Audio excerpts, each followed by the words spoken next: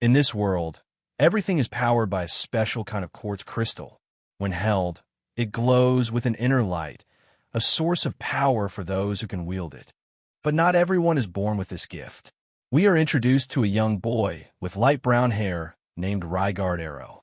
As hands all around him easily make the quartz glow, he reaches out his own, but the crystals remain dark and inert. His father looks on with sorrow, lamenting the unfortunate truth. His son, even at a young age, is an unsorcerer, someone completely without the power to use quartz. Ryguard, however, seems blissfully unaware of the weight of this title, smiling cheerfully. The story then jumps forward in time. 20 years later, we see a vast, arid landscape with a silo and a small farm, a place far from the bustling cities. Here we find the adult Ryguard. He's now a farmer, and after reading a letter, he grins to himself. He seems content with his simple life, surrounded by nature as he works the land. As Ryguard walks off, his younger brother chases after him, annoyed that Ryguard is leaving just to get out of harvesting. But Ryguard cheerfully waves him off, promising a souvenir from the capital. The scene shifts to an explanation of this world's fundamental rule. All people, men and women of all ages, are born with a unique power to interact with quartz. This quartz, taken from the earth, can be refined into ligaments that bend to their will. This power source is used for everything, from air-compressing pistons that shoot bullets to the cams that move machinery. This power allows people to use the strength of the quartz, a force that feels almost magical and is the foundation of their entire civilization. Suddenly, we are thrown into the middle of a battlefield. A young female pilot with black pigtails, named Cleo, screams as her golem, a giant mechanical suit, is struck by enemy fire. The enemy golem unleashes a powerful blast from its press gun, a weapon that fires a massive projectile with devastating force. On the ground, infantry soldiers are caught in the crossfire. A commander orders his troops to pull back as the enemy golem continues its assault. However, another golem skillfully dodges the incoming shells, moving with incredible speed and agility across the chaotic battlefield. The battle is fierce, and one of the Athens golems is heavily damaged, its armor scarred and broken from the fight. Cleo screams as her golem is overwhelmed, crashing violently to the ground, defeated. An enemy pilot moves in to finish the job, but just as he's about to strike Cleo's down golem, his own machine is peppered with shots from an unseen attacker. The powerful impacts send the enemy golem sliding backward, its attack completely thwarted by this surprise counter-assault. Another Athens golem is hit, this time with a direct shot to the cockpit's head armor. The pilot, a man named Fortunen, cries out in disbelief, shocked that he was hit from so far out of his own range. Fortunen's golem is disabled and crashes to the ground, adding another casualty to the Athens side.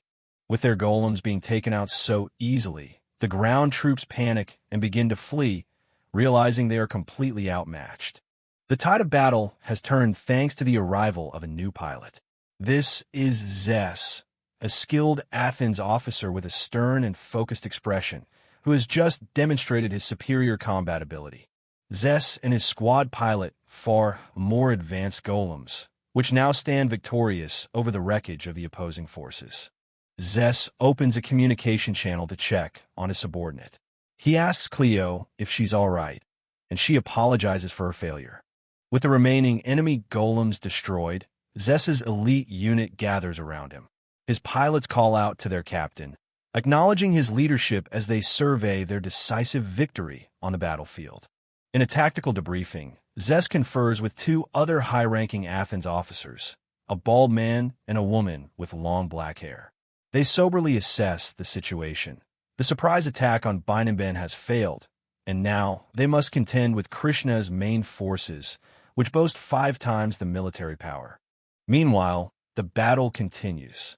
A female Athens officer urgently contacts Zes, reminding him of their time limit as his golem continues its relentless assault on the battlefield. Zes stands at the forefront, his advanced golem a symbol of Athens' military might. His elite squad follows close behind, a formidable force that has completely turned the tide of the battle. Miles away from the battle, a man with a distinctive goatee and dark sunglasses scans the desolate landscape. This is General Bald of the Krishna Kingdom, looking intently through a spyglass. Through his lens, he spots a lone figure trudging through the vast, empty plains. He watches as the figure, exhausted from his long journey on foot, finally collapses. General Bald lowers his spyglass, a look of confirmation on his face. "That's him," he says to himself. He crushes a small device in his hand and stands beside his unique, non-magic-powered motorcycle, ready to move. He kicks the engine into gear, and the powerful wheels of his motorcycle tear into the dry earth. General Bald speeds across the wasteland, heading directly for the spot where he saw the man fall. Kicking up a cloud of dust, he expertly slides his motorcycle to a halt, having reached his destination. He approaches the collapsed figure and confirms his identity. "Legato Arrow, I presume?" Rygart, weak and dehydrated, can only manage to ask for water. The general informs him that he has been summoned by King Hozel. General Bald provides Rygart with water, noting that King Hozel predicted he would collapse there. Rygart explains that since he can't use magic, he had to walk, as he's unable to operate any vehicle that requires it. As Rygart recovers, General Bald looks at him with a sense of wonder, remarking that it's his first time meeting an unsorcerer, one of the rare few who truly have no magic. Rygart seems slightly irritated but accustomed to this kind of reaction. Sensing Rygart's discomfort, the general apologizes if he struck a nerve. He explains it's simply his first time meeting someone like him and gives Rygart's stomach a pat, checking to see if he's okay after collapsing. Having confirmed his identity and condition, the officer formally introduces himself. He is General Bard of the Kingdom of Krishna, sent to guide Rygart to the capital, Binantan. Rygart is stunned that a general would come to greet him personally. The two travel together, with Rygart riding on the back of the general's motorcycle. They are greeted by a patrol as they approach their destination, the magnificent capital city of Binantan, carved into a massive mesa. As they drive across a long bridge into the city, General Bald asks if this is Rygart's first time visiting the capital. Rygart replies that his dad brought him here once when he was just a kid. Rygart recalls a faint memory of that visit, remembering the bustling streets filled with people from all walks of life. He is seen as a small child, holding hands with a taller, hooded figure, likely his father. Back in the present, Rygart, ever the country boy, gets excited by the market stalls. He spots cheap luminescent quartz and wants to do some shopping to sell it back home, completely forgetting the urgency of his summons. Bald bluntly reminds him that he can't even use the quartz. Rygart argues with the general, trying to haggle about the price of quartz and complaining like a farmer.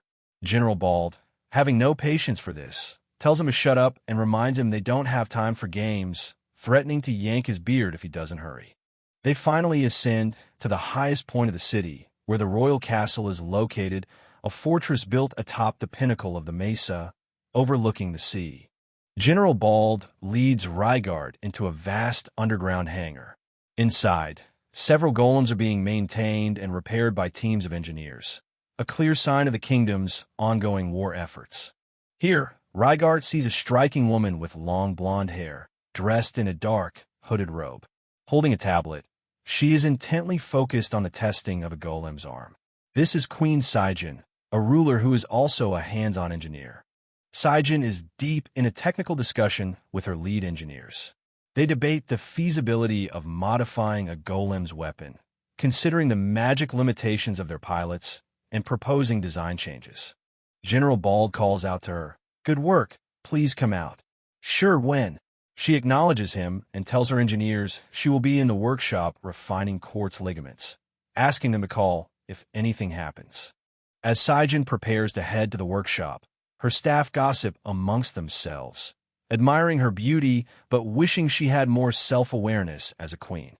Deep in her work, Saijin examines a piece of golem machinery, her focus absolute, until a familiar voice cuts through the noise. General Bald calls out to the queen, using her old nickname, when she turns, her work forgotten, as her eyes lock onto the familiar face of the man standing beside the general. It's a moment of stunned recognition. General Bald calls out to the queen, using her old nickname, when she turns, her work forgotten, as her eyes lock onto the familiar face of the man standing beside the general. It's a moment of stunned recognition. The quiet reunion erupts. Rygard, overjoyed, shouts her name, exclaiming that it's been 4 long years.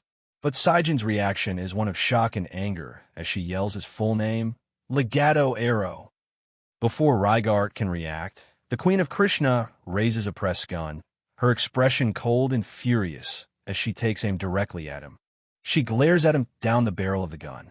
Rygard, completely caught off guard, can only stare back, stammering her name in confusion. Saijin's anger finally boils over as she yells the question that has clearly been bothering her for years. Why didn't you come to my wedding with Hosel?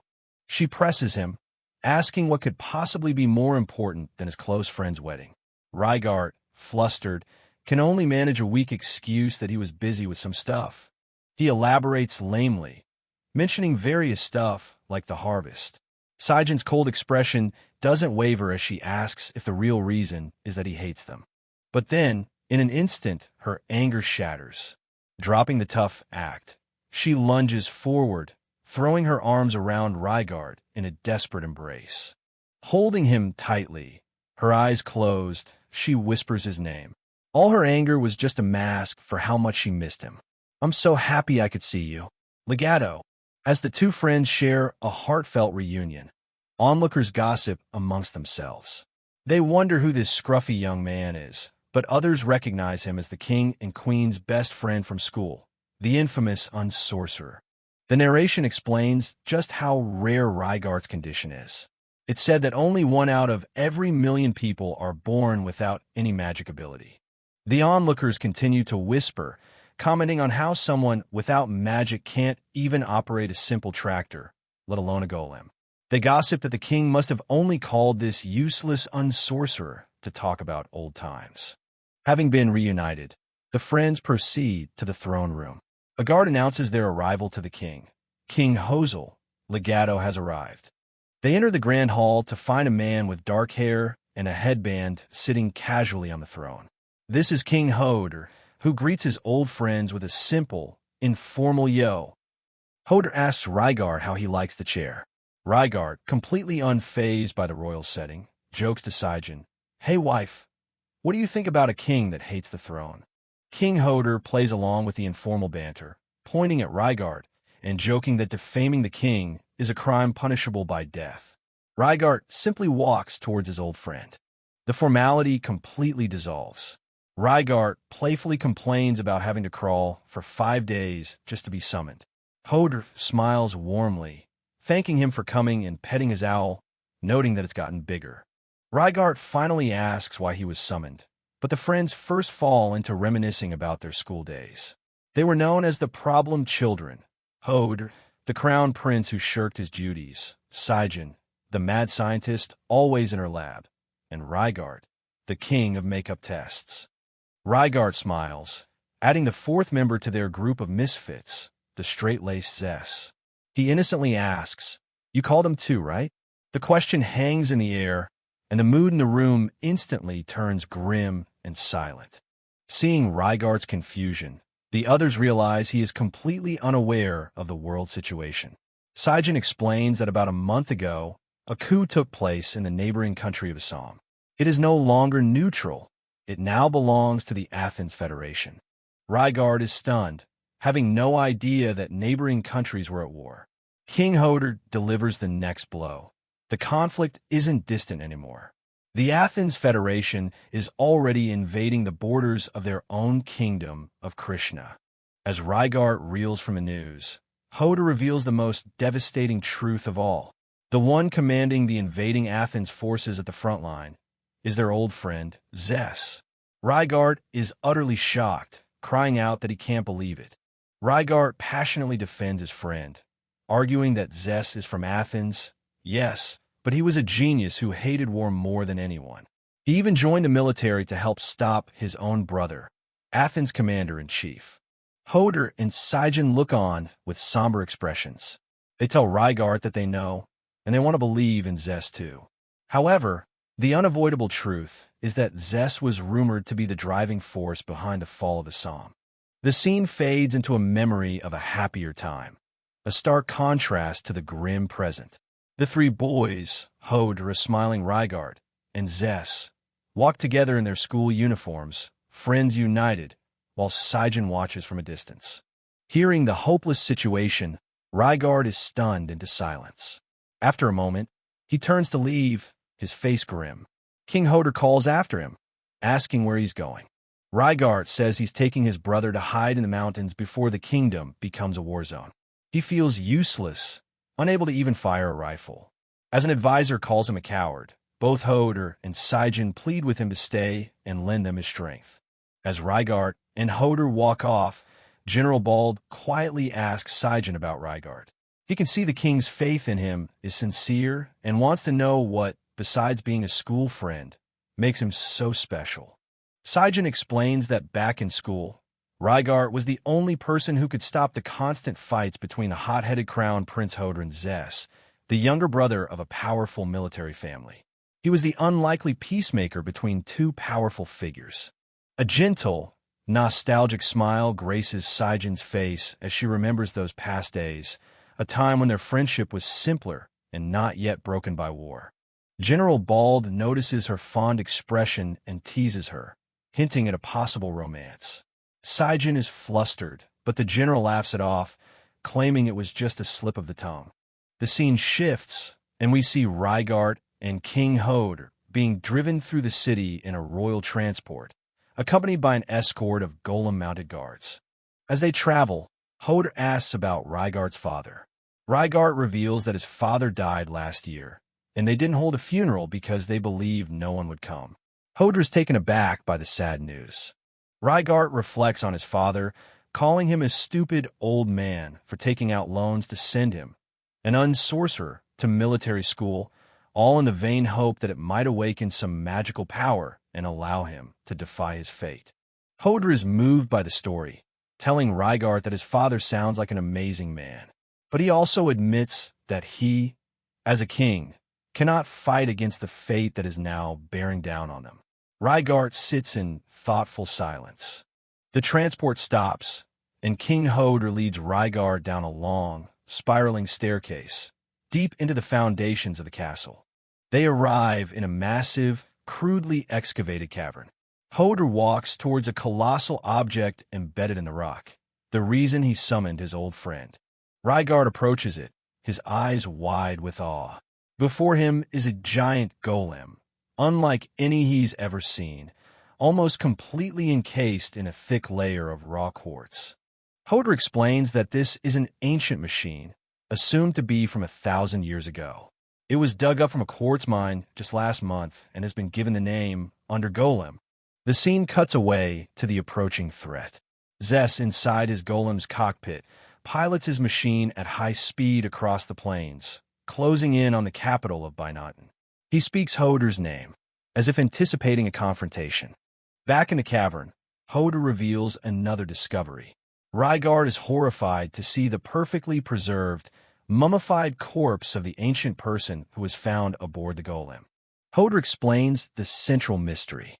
The most surprising thing is that there are no traces of quartz manipulation on the pilot's body or in the cockpit. This suggests the golem doesn't move using magic, a concept that defies everything they know. Its power source is a complete enigma. This is why they are so desperate. Hodor tells Rygart that he brought in the highest-ranking mages in the entire Krishna army, but not a single one of them could make the golem move. This led the magic engineers to a startling hypothesis. If the ancient people were a race without the power of magic, then perhaps they moved the golem without using magic at all. The unspoken implication hangs in the air, aimed directly at Rygart. Hodor finally makes his plea. He offers to have his people find shelter for Rygart's brother. In return, he asks Rygart to stay and help with the research. Rygart, filled with self-doubt, touches his head and asks if Hodor really thinks he can be of any help. Hodor continues, explaining that if they can continue analyzing the ancient golem, they may be able to find a way to strengthen the golems of their own soldiers, giving them a fighting chance against Athens. Overwhelmed, Rhaegar confronts his friend, asking if he's really going to war with Athens, a foe they can't possibly beat. He suggests they should just surrender. Hodor quietly agrees that surrender seems logical. However, before Hodor can finish his sentence, a massive explosion tears through the capital. The head of a defending Krishna golem is instantly smashed to pieces by a powerful, unexpected blow. The battle has reached the capital.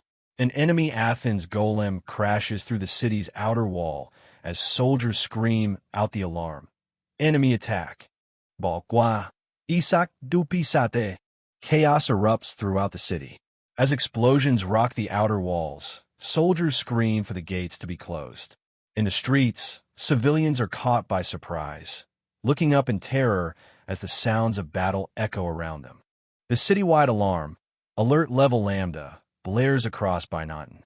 An official announcement urges all citizens to seek shelter immediately in their homes or places of worship.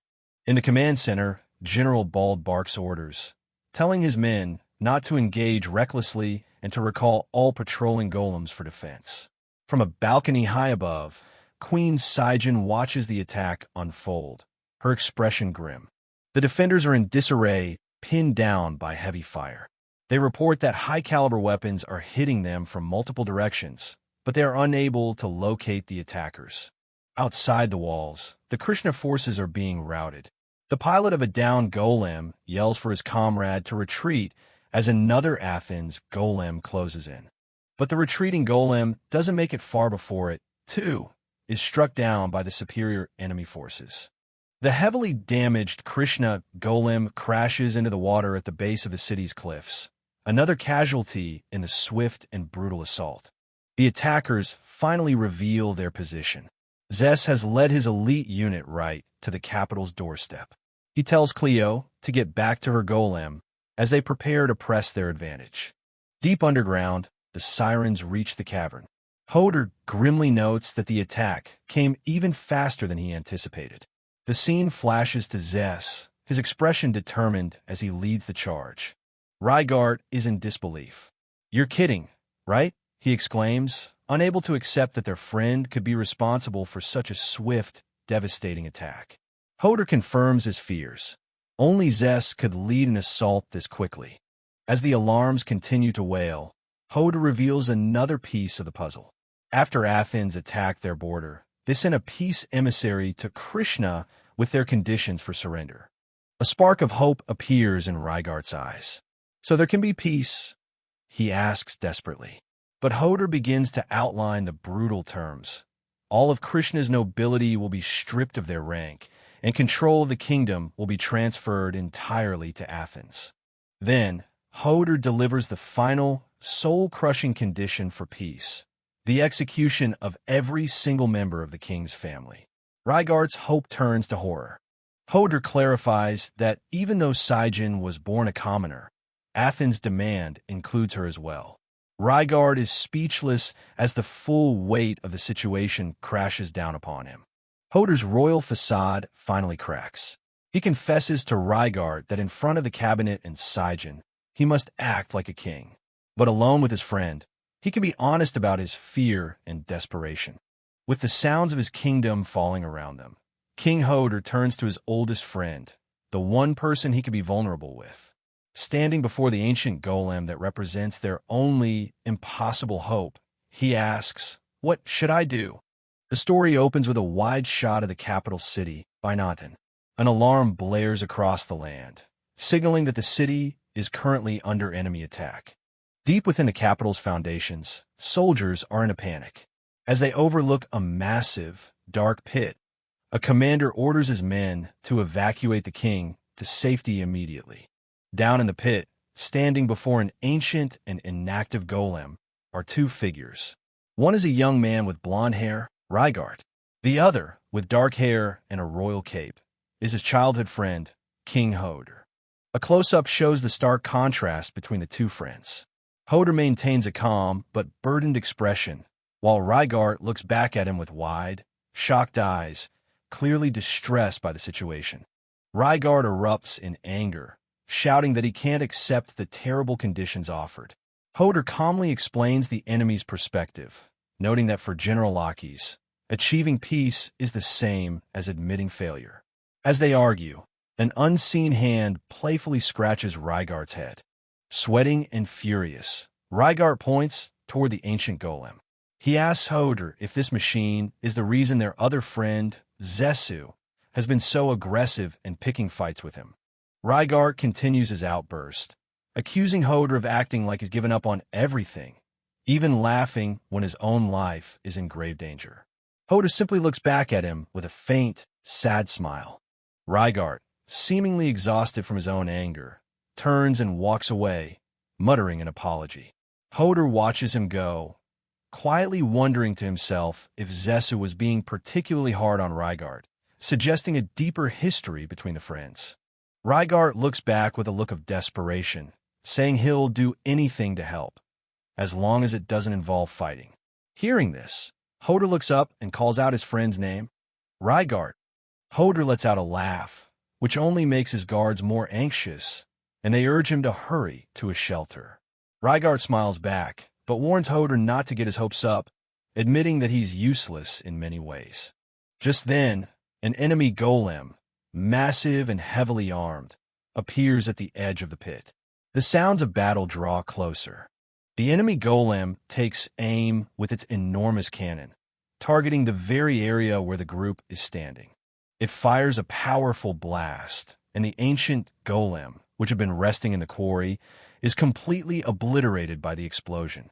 The force of the blast slams into the platform, throwing both Hoder and Rygart off their feet. Rygart is thrown over the edge, barely managing to hang on. Hoder desperately calls his name as the enemy golem below takes aim directly at Rygart's precarious position. The golem's massive fist slams down, smashing the rock face where Rygart was just moments before. The royal guards rush to Hoder's side, asking if he's all right. But the king ignores them, his eyes fixed on the chaos below, shouting for Rygart. The entire structure begins to crumble. Below, soldiers look up in confusion, wondering what is happening. High above, Rygart is seen desperately trying to climb to safety.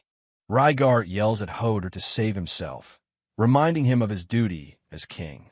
As the guards pull the reluctant king away, promising to return for Rygart, Hoder glances back one last time. Suddenly, the piece of wreckage Rygart is holding on breaks. He loses his grip and plummets downwards, falling directly into the open cockpit of the ancient golem. The cockpit hatch slams shut, sealing Rygart inside and plunging him into complete darkness. Trapped in the pitch black, Rygart begins to panic.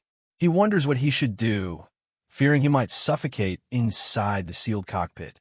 A low hum begins to fill the cockpit as the machinery around him slowly comes to life, bathing him in a soft light. Rygart looks around, completely startled.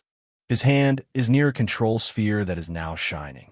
Rygart is shocked, realizing the quartz is responding to him, something that should be impossible for an unsorcerer.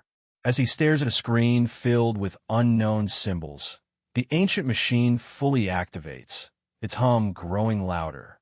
That growing sound echoes up from the pit. As Hoder and his guards rush through a corridor, the powerful rumbling from behind forces them to a sudden halt, making them turn back in alarm just as the invading forces loom nearby. The scene shifts to the perspective of the invading Athens army. One of their golems stands ominously over the bodies of fallen Krishna soldiers. From the ground, Hoder and his terrified guards look up at the mechanical behemoth, completely powerless against the assault. Inside the cockpit of the attacking golem, the pilot, a female soldier named Lee, grits her teeth as she realizes more enemies are present, contemplating using her buckshot ammunition. Lee's golem turns its head, noticing the group on the ground. She spots Hoder, realizing she's stumbled upon a high-value target. Over the comms, a fellow pilot named Cleo shouts in excitement, realizing that Lee has found Krishna's King Hoder. Cleo happily reports to her commander that there's no sign of movement from the enemy. The commander, a black-haired man named Zesu, asks for a report on the enemy's movements. In another cockpit, Zesu and his command crew discuss the situation. They are concerned that Lee hasn't returned yet, noting she has a bad habit of moving too deep into enemy territory during her diversion missions. Worried about Lee, Cleo announces she will run reconnaissance, confident in her abilities. However, her superior, Erect, scolds her, reminding her that her recklessness yesterday caused a useless battle. Zesu calmly intervenes, addressing Cleo by name and telling her to stay on standby, explaining that Erect doesn't want her to become a target due to the existing damage on her golem's chest. Cleo quietly accepts the order. Zesu then commands the rest of his squad, Ergus and Erect, to move out and provide backup for Lee while Cleo prepares for interception. Zesu's own golem charges forward, leading the way as they rush to support their comrade. As they advance, Erect comments on how clueless Cleo is about being on the front lines. Zesu quietly agrees, adding that someone else he knew was just like that too, hinting at his past with Rygard. With a hardened expression, Zesu thinks to himself, "I'm attacking Hoder's kingdom. If you knew, you'd be mad, right?" Rygard. This confirms the deep, conflicted connection between the three childhood friends. Zesu's squad of advanced golems races across the barren landscape of Krishna. Back in the dark cockpit, Rygard struggles to understand the golem's console. He notes that the beeping has stopped, but the screen is displaying an ancient language he can't read. Confused, Rygard notes the unfamiliar interior design. He presses a glowing button labeled entry in the ancient script, and a panel slides open with a pop. From a newly opened compartment, a set of foot pedals emerges, accompanied by a soft beep. Rygard is bewildered as the interior of the cockpit suddenly gets brighter and looks different. He lets out a laugh of pure confusion, exclaiming that he doesn't get it at all as new information appears on the console. Outside, the ground above the golem's resting place begins to crumble. With a loud slam, the rock shatters as the ancient machine starts to break free. Hoder and his men cry out in alarm as the quarry begins to collapse. Inside the cockpit, Rygard screams as he's thrown about. From a ledge, Hoder recognizes the chaos and shouts his friend's name. The golem's systems continue to activate. The monitors display automatic emergency operation and track Rygard's vitals, showing his heart rate spiking to a frantic 193 BPM as the machine prepares to move. The ancient golem, still partially encased in stone, begins to rise, pushing itself up from the rubble with immense force. It continues to push upwards, shedding the rock that has imprisoned it for centuries. As the golem rockets upwards with terrifying force, Rygard lets out an involuntary scream, completely overwhelmed by the movement. On the ledge above, Hoder can only stare in utter disbelief at the impossible sight unfolding before him. With a final, explosive shattering of rock, the ancient golem launches itself completely free from the ground. For a brief moment, its full, imposing form is revealed against the sky as it hangs in the air before beginning its descent. The ancient golem lands heavily, its foot accidentally crushing the leg of the Athens golem, which belongs to the pilot Lee. The mysterious new machine immediately establishes its presence on the battlefield. A tense standoff begins. The two golems face each other amidst the rubble of the quarry, while King Hoder and his men can only watch from the sidelines. Everyone is in shock. Lee wonders if this is a new model from Krishna. Hoder, seeing the golem, asks if Rygard is the one piloting it. Inside, the golem's emergency mode is cancelled, giving Rygard control. A close-up shows the golem's intimidating face. This contrasts with the view inside the cockpit, where Rygard is wide-eyed with panic, screaming in confusion. Rygard finally sees the Athens golem on his monitor and lets out a terrified yell, realizing he is in a real battle. In his panic, Rygard makes the golem stumble. It slips on the loose rock, careening towards Hoder's group and accidentally knocking the massive gun from Lee's golem's hands. The gun clatters to the ground. Lee is surprised, but also impressed, remarking that he's an interesting guy. She then takes aim and shouts for him to die, while Rygart looks on in terror. Rygart screams in panic. In his flailing, the ancient golem brings its fist down, completely smashing the head of Lee's golem. The golem continues to slip and slide on the unstable rubble of the quarry floor. As Rygart's golem accidentally clanks against the discarded gun, Lee curses in frustration, realizing she is still equipped with short-range buckshot, which is useless now that her opponent has some distance. Through frantic trial and error, Rygart discovers how the controls work. He pulls a foot pedal and realizes it makes the golem move backward. A glimmer of understanding dawns on his terrified face. Undeterred, Lee smirks and takes aim with her golem's remaining weapons. Having figured out how to move backward, Rygart thinks, then forward. He stomps his foot down on the opposite pedal, trying to gain control. The golem's hand clumsily closes around the massive gun it had knocked away earlier. As its fingers make contact, the gun accidentally fires a powerful blast. The stray shot rockets past Hoder's horrified group, narrowly missing them and blasting a huge hole in the cliffside behind them.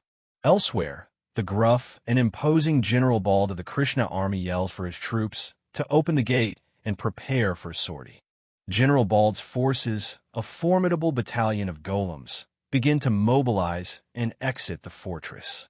As they march, they are met by another officer, Imperial Guard Battalion Chief Sakura.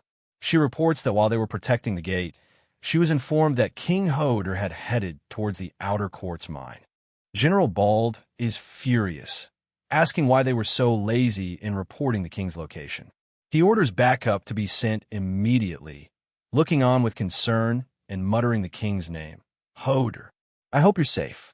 Back at the mine, something slams down in front of Hoder and his men, kicking up a cloud of dust and debris. It's Rygart's golem, which has just jumped down from the upper level of the quarry, landing right in front of the king. Lee's damaged golem quickly follows, landing nearby and immediately opening fire while screaming for him to die. The bullets spark harmlessly against the ancient golem's head. Inside, Rygart continues to look around with a look of pure, unadulterated panic. Lee watches in disbelief, shouting in frustration that her shots aren't hitting and wondering if her golem's gun barrels have been warped from the damage. Reacting to the attack, the ancient golem lunges forward. It closes the distance in an instant, and its powerful hands clamp down on Lee's golem, stopping its assault cold. Rygart's golem throws Lee's machine aside. Below, Hoder and his guards watch in amazement. The ancient golem wobbles unsteadily, a clear sign of its pilot's inexperience, before finally finding its footing.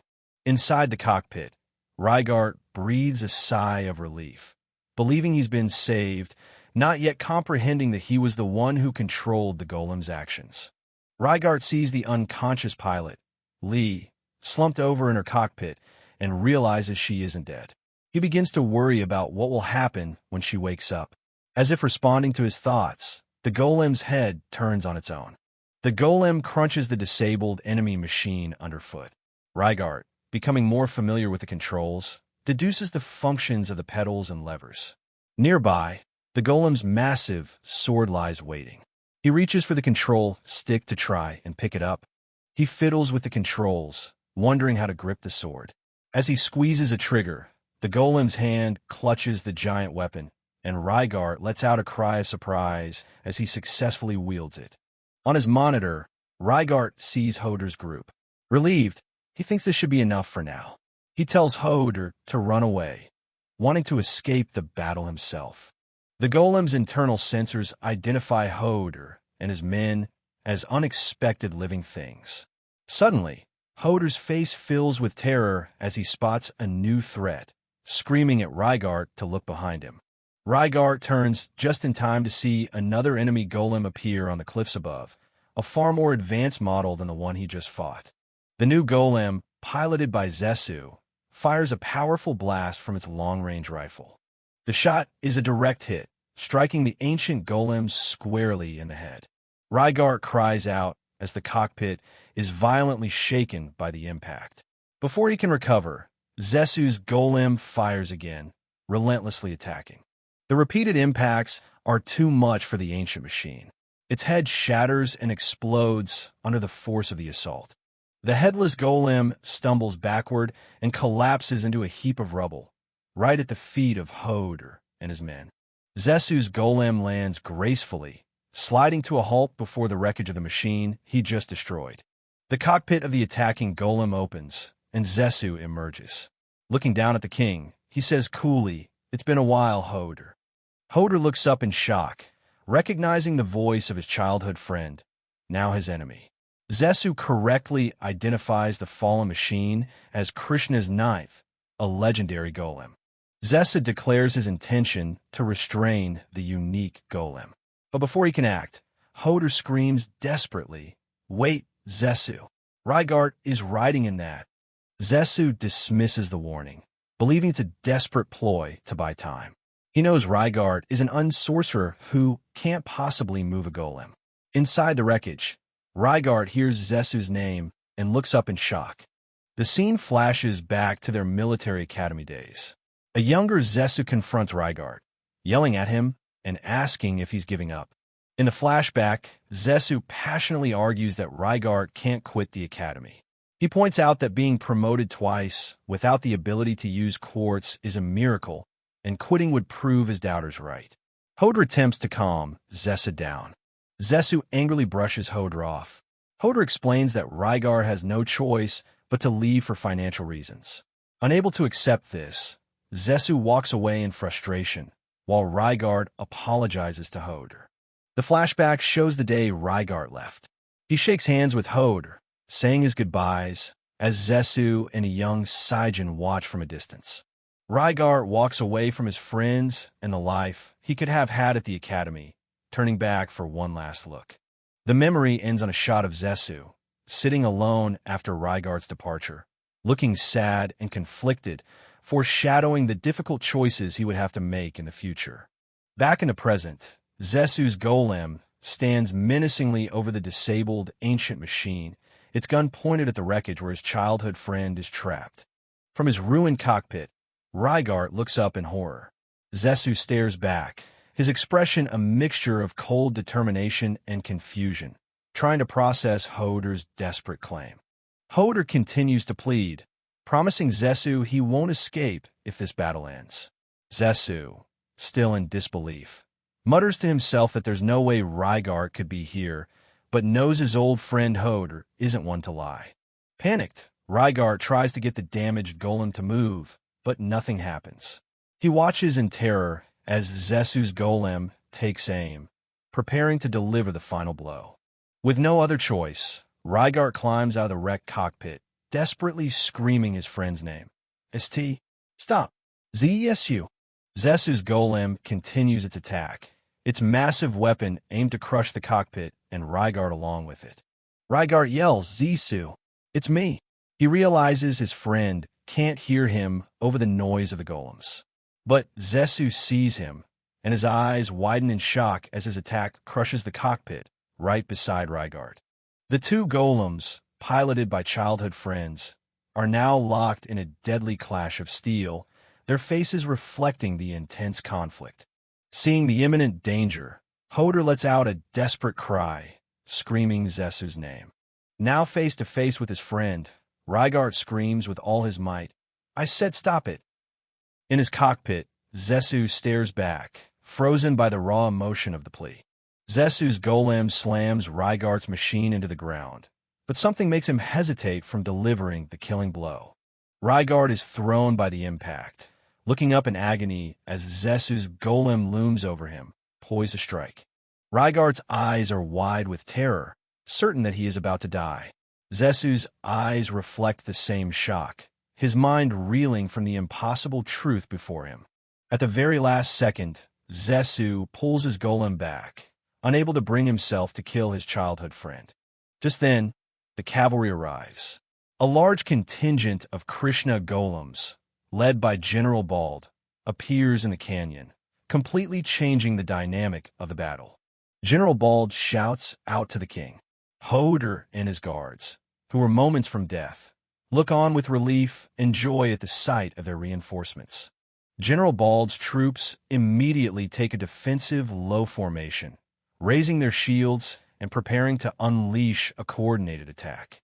Zessa looks up in alarm as General Bald gives the order to fire.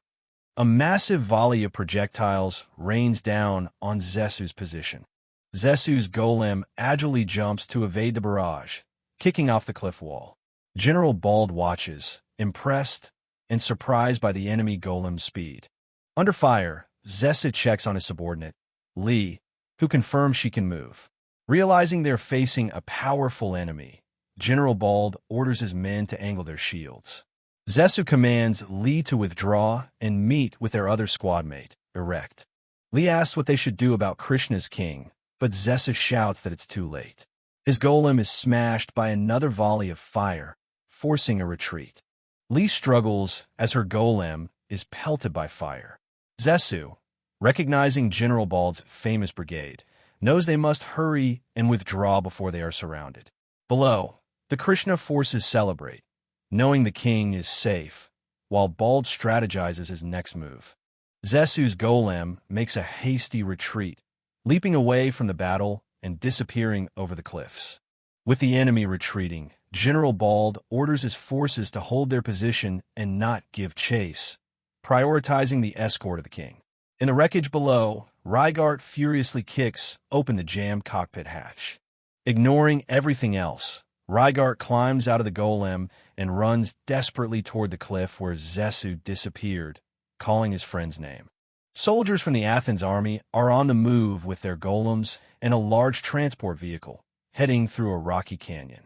One soldier on the vehicle raises his hand in a victory sign, full of confidence. The scene continues with the Athens army. A high-ranking officer with a prominent mustache looks over a stash of weapons, commenting that this must be the work of the rumored little brother. In the background, the army marches toward a massive, fortified wall, and the soldiers cheer, eager for battle. The scene shifts. Saijin runs frantically towards Rygart, calling his name. She seems relieved to see him safe, but also worried. She grabs his face, checking if he is hurt and scolding him for not paying attention, asking if it's true he fought using a golem. Rygart, flustered by Saijin's closeness, confirms he did. Saijin questions him further about what they were investigating and how the golem moved so easily. She mentions something about a manual for the more delicate stuff, wondering how he operated it. Rygart explains that he simply pressed a button that looked like a piece of quartz. The camera zooms in on Saijin's face as she processes this information, a look of intense focus and realization in her eyes. Rygart looks out over the canyon, while Saijin explains that they had been investigating the golem for a month before he arrived because it was suspicious. However, no matter who touched it or how they tried, it never reacted. The scene transitions to a new location, Iros, the capital of the Athens Federation. An establishing shot shows the massive, circular city surrounded by water, a fortress of military might. A map in the corner details the Kuruzan continent, showing the strategic location of Athens. A closer view of the capital's imposing outer walls. People and vehicles cross a bridge, entering the fortified city, giving a sense of scale and the daily life within this military state. Inside the city walls, a massive Athens golem stands guard, towering over the citizens below. A priest-like figure guides a child, showing the integration of military power into the fabric of society. The scene moves into a grand hall where the high command of the Athens Federation is having a meeting. Numerous officials are seated around large tables, with a central figure presiding from a desk at the head of the room.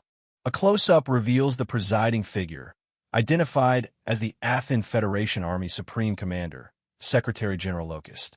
He is reviewing a report, noting that even with 150 golems, there was no guarantee of defeating Krishna's western fortress, which is defended by only 50 units. Another official at the meeting reports on their heavy losses, 2,000 casualties and 36 wrecked golems. He grimly states that this is not something they can announce to the nation. Locust weighs his options, He's concerned about the time it's taking, fearing that the nation of Orlando might intervene. He also worries that if they retreat, the public will turn against the war with Krishna. He concludes they may have no choice but to mobilize General Vulcus. The meeting is suddenly interrupted by a female officer who bursts in with a report from the unit commanded by Captain Zesu. The older officers are startled by her sudden entrance. The room fills with laughter and relief as the report is read. Zesu's unit, using a prototype lightweight golem, has successfully broken through the Great Valley on the east. The officials celebrate this wonderful news, believing it will boost the nation's morale. The other generals look on, some smiling and laughing, remarking that this success is to be expected from the Secretary General's younger brother. In the foreground, Locust reads the report, his expression unreadable. A tight close-up on Locust's face. His expression is not one of joy, but of cold, calculating intensity. Locust's inner thoughts reveal his displeasure. He thinks to himself, "You proceeded on without orders again. Zesu, do you really want honor that much?" This reveals a deep-seated tension and disapproval of Zesu's independent actions. The scene shifts again, this time focusing on a young man with dark, intense eyes, looking off thoughtfully. This is Zesu, the commander who just won a major victory. Zesu is shown in a quiet moment, sitting and studying a map. He thinks about Krishna's capital, Bainantan, a place rich with resources. He correctly deduces that this is the prize his older brother, Locust, wants to capture.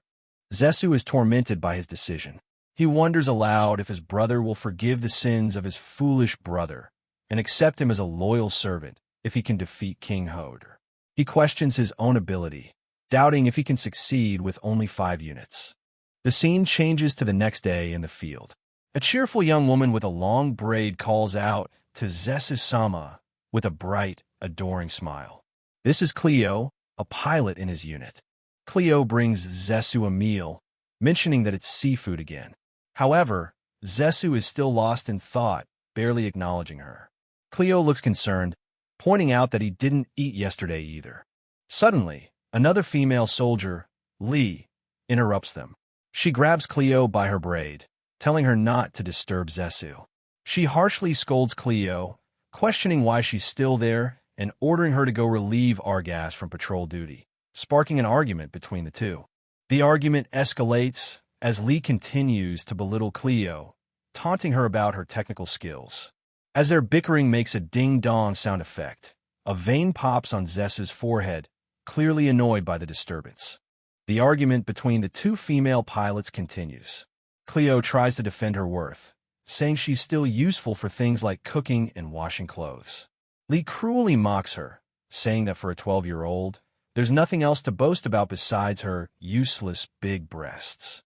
Cleo retorts that she's also good at stalling with a golem since she doesn't get tired. Fed up, Lee yells at her go do that. Cleo dashes off, seemingly getting the last word. Nearby, Zesu and another soldier observe, with the soldier wondering aloud if Cleo is really the only daughter of the noble Zavrath military family. Lee turns her attention back to her commander. She approaches Zesu, who is still poring over his maps, and tells him there's something on her mind. Zesu looks up from his work, asking what's wrong. Lee reports that she observed one of Krishna's golems during the recent battle, and its movements were very strange. However, another soldier standing with Zesu dismisses the threat, stating that its armor and firepower were weak and not worth being concerned about. Zesu thinks for a moment, suggesting they could use the local topography to their advantage. Lee seems to agree, though her expression is somewhat hesitant. The scene shifts to Krishna's capital, Bainantan, under the light of a full moon. On a high platform, engineers are working with loud clanging and buzzing sounds. Rygart walks along the platform, taking in the late-night activity. Rygart looks down from the platform at the object of all this activity, the ancient and mysterious golem, which is being carefully examined by Saijin and her team of mages. Rygart complains about how late they're working, saying he's sleepy and wants to go to bed. Saijin beckons for him to come join them, as they're studying the armor for the golem. Rygart overhears a comment that the golem was originally slated to be dismantled because it was useless. Saijin explains a critical discovery to Ryegard. The golem's inner frame cannot be taken apart from the outside using their current technology. Their only option would be to destroy it completely. While munching on a snack, Ryegard questions the logic of the ancients, wondering why they would build a machine that can't be maintained. He speculates they could command it to dismantle from the inside, but Saijin reminds him they don't understand the ancient language. She quietly muses on what an unbalanced golem it is. As her team of mages swarms over the machine, Saijin explains the strange mix of technologies. The ancients used different materials and methods that are incompatible with modern science. Yet the golem's inner frame is perfectly preserved, showcasing their incredible skill. Saijin, reflecting on how past golems were rushed into production, shifts topics. She glares at a report Ryegard has given her about how he moved the golem. Patting the paper, she tells him firmly, "This won't do. Rewrite it." The reason for her frustration becomes clear. Ryegard's report isn't a report at all, but a crude, childish drawing of himself looking heroic next to a golem. An exasperated Saijin demands that he explain with words, not pictures. Ryegard gets defensive, claiming he was proud of his actions and that the drawing conveyed his spirit. Ignoring his outburst, Saijin gets down to business, asking him a serious technical question. How did he climb into the golem back at the mining site? Ryegard simply replies that he jumped. Saijin presses him for a serious answer, finding it impossible to believe. She asks how he could jump 20 miles when even the latest models from Athens have a limit of 10 miles. Ryegard insists it's true, telling her to ask King Hoder and the guards who witnessed it. Ryegard simply confirms his incredible feat with a yup, blushing as Saijin leans in, staring at him with intense, searching eyes, trying to determine if he's telling the truth. The intense moment is broken when one of the mages calls out to Saijin. Ryegard, uncomfortable with how close she is, gestures for her to back away. Blushing and sweating, Ryegard pleads with Saijin. "Can you not move your face so close? I'm still a guy." Saijin scoffs at his reaction, sniffing the air near him before pulling back. She gets back to the task at hand, telling him that while she knows he's good at drawing, she needs a proper written report, not doodles. Ryegard resigns himself to the task, saying, "I'll show you," as he prepares to draw again. As he does, one of the hooded mages approaches a blushing Saijin, asking what happened to make her face so red. A group of decorated soldiers arrives on the scene. Their leader, a formidable older man with spiky white hair and numerous medals, points at the golem and exclaims, "So this is the galactic golem that the ancients made." The mages and soldiers all turn and formally salute the officer, welcoming him back. They address him as General Tool, identifying him as a high-ranking commander in the Krishna army. General Tool speaks into his communicator with confidence, declaring that now that he has returned, he won't allow Athens to do as they please. From the platform above, Ryegard watches the general's arrival. Complaining about the lack of hangar space, General Tool dismisses the ancient golem as an eyesore and orders its immediate disposal. A nearby mage explains to the shocked Ryegard that this is Krishna's greatest second-in-command, General Tool. Just as the order is given, another officer points out that Saijin is quite fond of the golem. Hearing this, General Tool immediately relents, saying that if she likes it, they have no choice but to keep it. A female officer smiles at the exchange, a testament to Saijin's influence. With the matter settled, General Tool orders his men to move out, leaving the golem and the engineers behind. Still on the platform, Ryegard talks to the silent golem as if it were a person. He repeats General Tool's dismissive words, useless and intrusive, while casually sketching in his notebook, seemingly unaffected by the insult. Looking at his drawing, Ryegard tells the golem not to worry about what the general said. He reveals that he and his little brother were often called the same things growing up. The scene is quiet, with panels showing the darkened city under the moonlight. Later, Ryegard lies in his simple, sparse room, staring up at the ceiling, unable to sleep. He examines an old-fashioned oil lamp, noting that he has to use the expensive item because he can't operate the quartz-powered one Saijin gave him. His thoughts turn to King Hoder, and he decides that since he's useless here, he should just leave quietly the next day. His thoughts then drift to his childhood friend, Zesu, now his enemy. Staring at the moon, Rygart wonders what he should do if Zesu really attacks.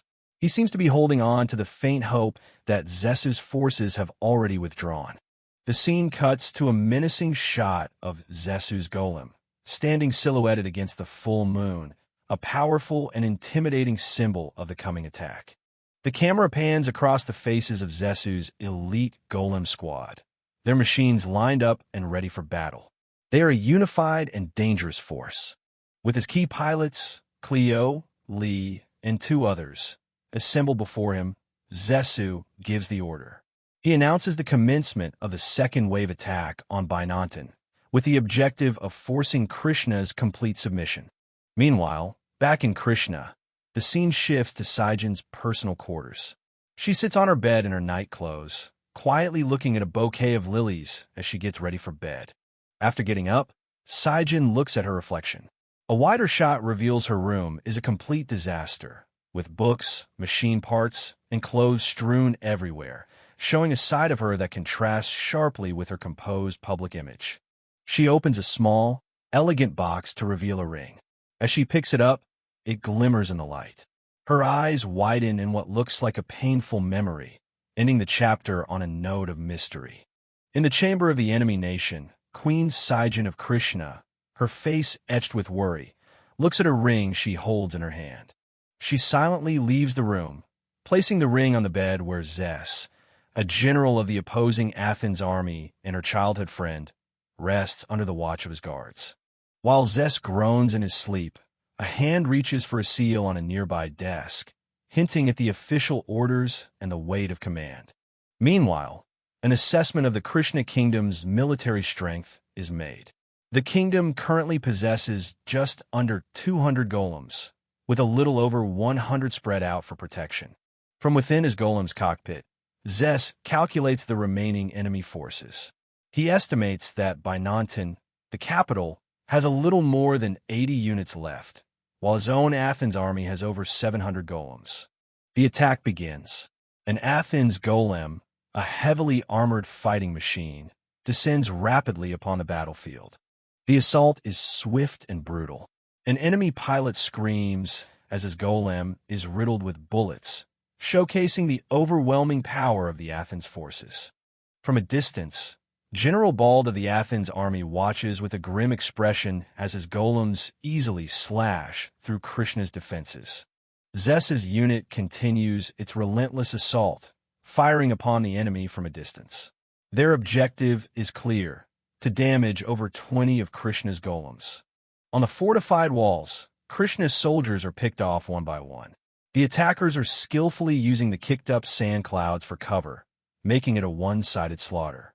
The plan is to demoralize the defenders by showing them that their force is being decimated by a mere 5 enemy units.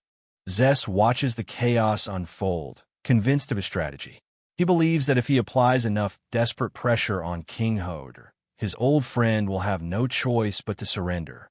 Back in Krishna's capital, a loud warning siren blares through the city. Rygart and the others look up in alarm from the hangar where the ancient golem stands. The announcement confirms their fears. The northern outer ring gate is under attack by an unknown number of enemies. Rygart immediately turns to Saijin, his mind racing. He asks the question weighing on everyone's mind. Is this attack Zes doing? Saijin can only look back, her expression filled with dread. Ignoring the chaos, Rygart grabs Saijin's attention. He tells her he wants to speak with Zes and asks her to arrange a meeting with the general. With a determined fire in his eyes, Rygart declares his intention. He's going to talk to Zes directly and convince him to withdraw his troops, certain that there must be a misunderstanding. He refuses to believe his friend would want a war like this. Without waiting for an answer, Rygart rushes towards the ancient golem and begins to climb into its cockpit, ready to take matters into his own hands. As Rygart settles into the pilot's seat, The golem whirs to life. An officer, shocked, demands to know what's happening, while Rygart, surprised himself, realizes the machine is responding to him. The ancient golem stands up to its full, imposing height. The guards and engineers below can only shout for Rygart to wait, stunned by the sudden activation. Watching the golem move, Saijin has a sudden realization. She recalls that during all the time they were examining it, the lights inside only ever activated for Rygart and would go out within 20 minutes of him being away from it. She stares up at Rygart in the cockpit, a startling theory forming in her mind. Could it be that this ancient weapon doesn't just respond to anyone, but specifically acknowledges descendants of the ancients, a lineage they thought was lost? At the northern gate, General Tool rallies his outnumbered soldiers. He declares that they will protect the gate to the death, while ordering the LZ unit to support the western gate. A new command comes in. General Tool's golem unit is to deploy from the western gate, ordering all units to concentrate their defense there. In Hangar Number 2, soldiers and golems mobilize for battle. Ignoring the chaos, General Tool disregards all protocol and climbs into a golem that is still undergoing testing. The engineers desperately try to stop him, creating a commotion as they warn that the machine is not battle-ready. The stubborn general just scoffs at their concerns from the cockpit. "That's why I'm going to test it for you," he barks, laughing as he feels the immense weight of the experimental weapon. His reckless decision sends a wave of panic through the hangar. In the hangar, General Bald confronts General Tool, who is already in the cockpit of the experimental golem. Bald asks him to consider halting the deployment, but Tool questions if that's a direct order from him. General Bald clarifies that only His Highness, the King, can issue direct orders to them. He was merely giving persistent advice. Annoyed, General Tool tells him to just ignore it then. Furious, General Tool declares that Bald's weak attitude is what allowed the enemy to penetrate this far. He announces his intention to deploy and protect the capital, feeling that the golem's new greatsword and heavy lance are meant for him to use. The scene shifts to the battle raging at Binantin's northern gate, where the sounds of gunfire echo across the battlefield. The fighting is intense. An Athens golem crushes an enemy unit underfoot, while another is blown apart. On the ground, Athens' General Erect gives a grim report. 3 of their units are heavily damaged, with only 17 left. In his cockpit, Zest discusses the situation with General Erect. Erect notes that while it was a surprise attack, the Krishna forces recovered much faster than anticipated. Zest observes that the enemy golems aren't coming out to shoot, guessing they are under strict orders to hold their position. Suddenly, an enemy golem appears holding a red and white flag, signaling it's an envoy. General Erect is stunned, but Zest seems to have anticipated this, revealing it's part of a plan named, "Let's take the sullen prince and the frigid girl together." Erect questions if the negotiation request is some kind of code, but Zest decides to respond. His subordinate warns him it's dangerous and offers to go instead, but Zest insists he will handle the negotiations himself. Erect watches his commander, noting that Zest, who is normally calm even in the heat of battle, now seems agitated. Zest wonders to himself, "Why are you here?" knowing the only person who would approach this way is his old, unsorcerer friend. Zest's mind drifts back to the past, to a peaceful day spent lying on a grassy hill with Rygart. He remembers Rygart's words echoing in his mind, "You hate wars." He reflects on his youth, recalling the constant, underserved praise and the hidden expectations from everyone around him. They saw him only as the Secretary General's little brother, their whispers filled with envy, fear, and a desire for success through him. He hated it. The memory continues, showing a group of bullies beating a younger Rygart. Zest steps in, stopping the assault and confronting the attackers, who are surrounded by his own followers. After the bullies flee, Zest turns to dirted Rygart.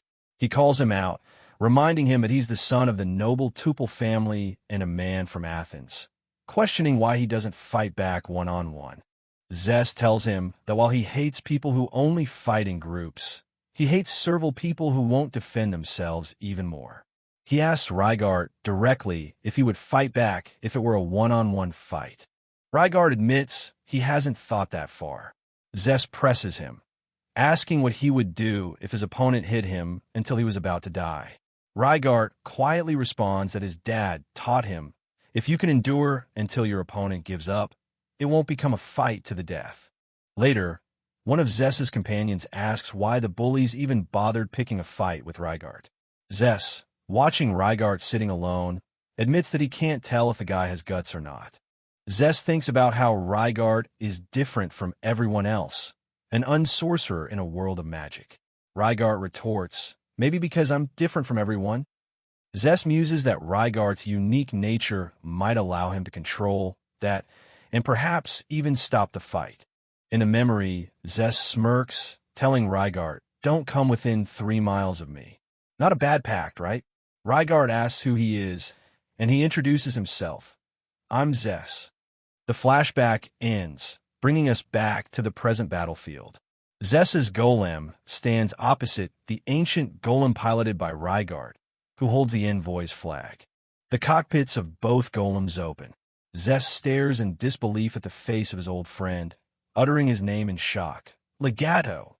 The two friends, now on opposing sides of a war, stand atop their giant machines, facing each other in the desolate landscape. Zess states that it's been 4 years since they last saw each other, but there's no time to celebrate their reunion. He cuts straight to the point, demanding to know how Rygart, an unsorcerer, is moving a golem. Rygart shoots back, asking why Zess is attacking Hodor's country. Zess provides his justification for the invasion. He claims Athens has just cause, explaining that the war began because the Eastern Kingdom of Orlando started a civil conflict in Assam, and that Krishna secretly consented to give their troops passage. Zess presses his justification, claiming Hodor is treacherous for allowing enemy troops to pass through Krishna's territory. Rygart furiously refutes the accusation, shouting that their friend was set up and doesn't even care for the throne. Ignoring Rygart's defense, Zess's voice fills with desperation as he makes a final plea, begging Rygart to persuade Hodor to surrender. He insists that Rygart is the only one who can succeed. The impossible demand leaves Rygart stunned into silence, caught between loyalty to his king and the ultimatum of his old friend. Meanwhile, back at the capital, General Bald gets a report that there is still no movement. His troops are on standby at the northern gate as Saijan requested, but he knows the real problem is General Tool, who is about to make a move at the western gate. On the battlefield, Rygart furiously rejects Zess's proposal. He can't believe Zess expects him to agree to such terms and demands that Zess withdraw first. But Zess is resolute, stating coldly that he can't be stopped until his objective is achieved. Zess's sharp eyes catch a signal from a soldier waving from a nearby cliff. The message is clear. Krishna's forces are preparing to attack from the western gate, confirming that General Tool is on the move. His expression hardens. Zess tells Rygart that he knows the negotiation was just a ploy to buy time. But now, he declares, he cannot run from this clear chance to win. In a swift, shocking move, Zess's golem raises its massive handgun and aims it directly at Rygart's ancient machine. Rygart can only look on in disbelief. Standing atop his golem, Zess delivers a chilling ultimatum to his old friend. He tells him to listen well. The downfall of the Krishna kingdom has already been decided. The only remaining problem, Zess shouts, is whether that downfall will be fast or slow. He gives Rygart a final choice. Will he go back and make Hodor surrender, or will he fight Zess here and now? To force a decision, he begins a countdown from 5. To add to the pressure, Zess reveals a terrifying truth.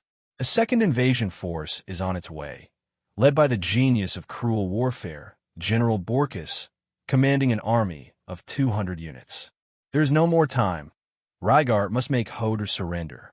As Rygart stammers his name in desperation, Zess, his face a mask of pained resolve, begins the final countdown from inside his cockpit. 1. The countdown echoes across the land, cutting between the tense battlefield and the expectant generals. Zess counts too, as the Athens High Command looks on. For his observation post, General Bald hears the numbers climb. 3-4. The chapter ends with a silent, intense close-up on the two friends, now mortal enemies. Rygard is sweating, his face a picture of agony and indecision. Zess is cold and determined, but a single bead of sweat reveals the immense strain of the choice he is forcing upon his oldest friend.